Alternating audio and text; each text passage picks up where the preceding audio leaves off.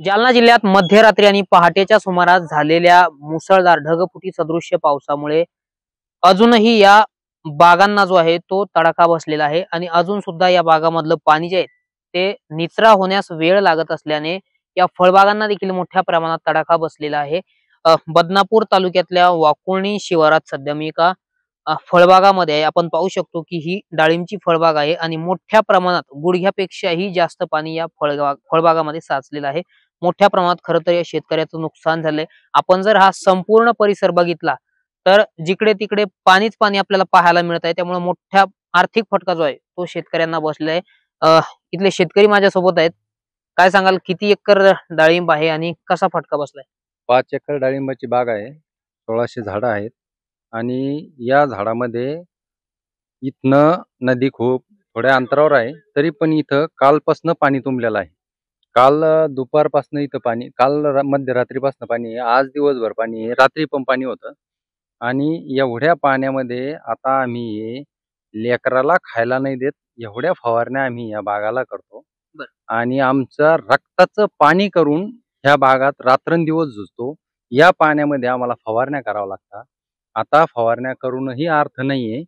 जसं की आज या पाण्यामध्ये ते पूर्ण माल 2 दिवसात आता बॉईल होणार आहे. माझं या किती बागामध्ये किती खर्च आला फवारण्यांना, औषधांच्या फवारण्यांना? फवारण्यांना जवळपास 10 ते 12 लाख रुपये खर्च आहे फवारण्याचा, औषधाचा. आणि त्यात डिझेल पण आहे आमचं, आमचं लेबर पण आहे. आणि एवढं करून आम्ही आमची मेहनत नाही लावली आहे.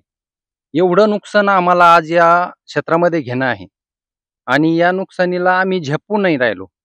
कारण की आमची परिस्थिती 2-3 वर्षापासून अशीच आहे. बरं. आम्ही 2-3 वर्षापासून कर्जबाजारीच आहोत. थोडासा माल चांगला निघाला की मार्केट डाऊन असतं. मार्केटमधनं थोडेफार बरे पैसे आले की तर अशा हानी व्हायला लागतात.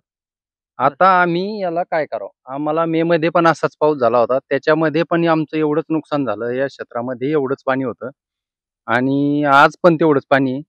तर आमची फक्त एकच विनंती आहे सरकार मायबापला, की त्यांनी आम्हाला योग्य ते नुकसान भरपाई द्यावी, अशी आमची सरकारला मागणी आहे.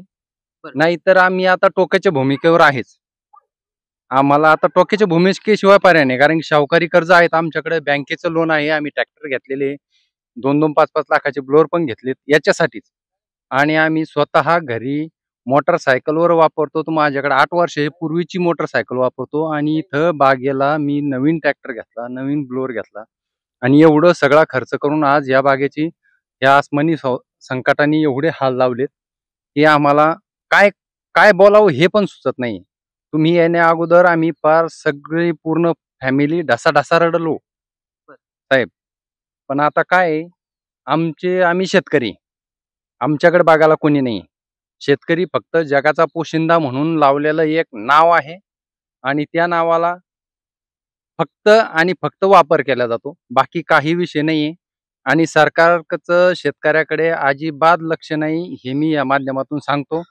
आणि माझी अशी कळकळीची विनंती आहे, की आता तरी सरकारने जागं व्हावं आणि थोडंफार शेतकऱ्याच्या पाठीवर हात ठेवावा. अ, कारण ती काळाची गरज आहे. बरं. इतर कुठल्या कुठल्या पिकांचं नुकसान झालंय? फळबाग इतर सोडून. फळबाग जर सोडलं तर बाकी कोणतीच पिकं बाकी नाही. सोयाबीनचं नुकसान आहे, परत उडीद आहे, मूग आहे आणि पार जनावरांचे हाल आहे. म्हणजे जिथं आता दुग्ध व्यवसाय म्हणतो आपण. जिथं दुग्ध व्यवसायामध्ये जी गाय 10 लिटर दूध द्यायची, ती ह्या 8 दिवसापासून 4 आणि 5 लिटर दूध देते. तिला खायला व्यवस्थित नाही, बसायला जागा नाहीये. सगळीकडे पाणीच पाणी आहे. म्हणजे आर्थिक आणि म्हणजे सुलतानी आणि आसमानी दोन्ही पण संकट शेतकऱ्यावर आलेले आहेत. बरं, आता या पावसाचा फटका बसलाय. किती नुकसान होईल, काय अंदाज आहे का? म्हणजे उत्पादनावर काही परिणाम नाही, उत्पन्न नाही. उत्पन्नाचा विषयच नाही करायचा. कारण की इथं उत्पन्न निघणारच नाही सर. 2 ते 3 दिवसात ही बाग पूर्ण बॉईल होऊन जाणार आहे. आणि आज जरी आपण हा माल म्हणजे विकायचा खर्च, जरी बागेवर खर्च केलेला जो पूर्ण खर्च आहे औषधांवर, तो पूर्ण आता पाण्यात गेला असं म्हणून? 100% पूर्ण खर्च पाण्यात गेलेला आहे. त्या खर्चातला एकही रुपया निघायची आशा आज आम्हाला नाहीये. आणि हे चित्रात पण दिसतंय की नाहीये. हे बघा समोर त्या दुसऱ्याच्या शेतातल्या काट्याच्या फासाट्या इथं वाहत आल्या ह्या बागेमध्ये इतक्या लांबपर्यंत. एवढं नुकसान आहे आमचं. या नुकसानीला थोडंफार सरकारने वाव द्यावा. बरं. काय मदत द्यावी सरकारने? किती किती हेक्टरने काय वाटतं? आता माझ्या हिशोबाने तर सरकारने किती दिलं तर कमीच आहे. पण एक 2.5-3 लाख रुपये जर हेक्टरी मदत दिली तर थोडाफार दिलासा होईल शेतकऱ्याला, अशी माझी मागणी आहे सरकारला. तर नक्कीच आपण पाहतोय की हा जो परिसर आहे पूर्ण 5 एकरचा परिसर आहे आणि 1,500 पेक्षा अधिक डाळिंबचे जे झाड आहे ते यामध्ये लावण्यात आलेले होते. खरं तर खूप मोठा खर्च जो आहे तो या औषध फवारण्यांवरती या शेतकऱ्याने केला, असं त्याने आत्ताच आपल्याला बोलताना सांगितलेलं आहे की शावकारी कर्ज आहे, इतर लोकांकडून काही कर्ज आहे, दुकानदारांचं कर्ज आहे, वेगवेगळ्या प्रकारचं कर्ज त्यांच्यावरती आहे आणि आता हे फेडायचं कसं? त्यामुळं हा जो संपूर्ण खर्च केलेला आहे तो पूर्णतः पाण्यात गेलेला आहे.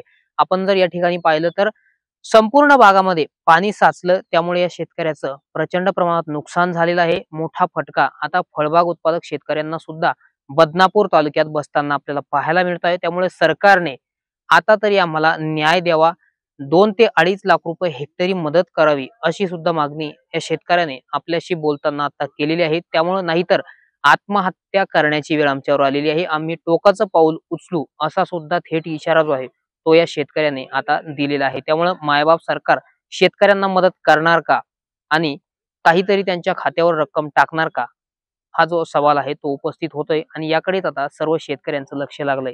रामनाथ ढाकणे, TV9 मराठी, वाकुळणी.